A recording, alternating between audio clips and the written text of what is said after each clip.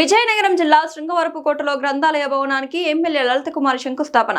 ఎస్కోటలో విద్యార్థుల చిరకాల కళ నెరవేరుతూ నూతన గ్రంథాలయ భవనానికి నిర్మాణానికి స్థానిక ఎమ్మెల్యే కోళ్ల లలిత కుమారి లాంఛనంగా శంకుస్థాపన చేశారు. రాష్ట్రంలో ముఖ్యమంత్రి నారా చంద్రబాబు నాయుడు ఆధ్వర్యంలోని కూటమి ప్రభుత్వం చేపడుతున్న అభివృద్ధి కార్యక్రమాల్లో భాగంగా ప్రజా ప్రతినిధుల విజ్ఞప్తి మేరకు ఎంపీ శ్రీభరత్ బాబు ఎంపీ లాడ్స్ నుంచి 30 లక్షలు మంజూరు చేసినట్లు ఆమె తెలిపారు.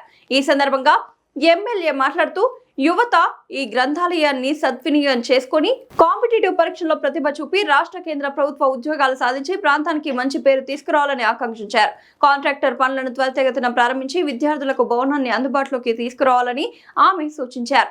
ఈ కార్యక్రమంలో పాల్గొన్న విద్యార్థులు ప్రస్తుత అవసరాల దృష్ట్యా గ్రంథాలయానికి మొదటి అంతస్తులో విశాలమైన హాల్ నిర్మించాలని ఎమ్మెల్యేను కోరారు. దీనిపై సానుకూలంగా స్పందించిన ఆమె ఎంపీ భరత్ బాబు దృష్టికి ఈ విషయాన్ని తీసుకెళ్లి అదనపు నిధులు మంజూరయ్యేలా కృషి చేస్తామని హామీ ఇచ్చారు.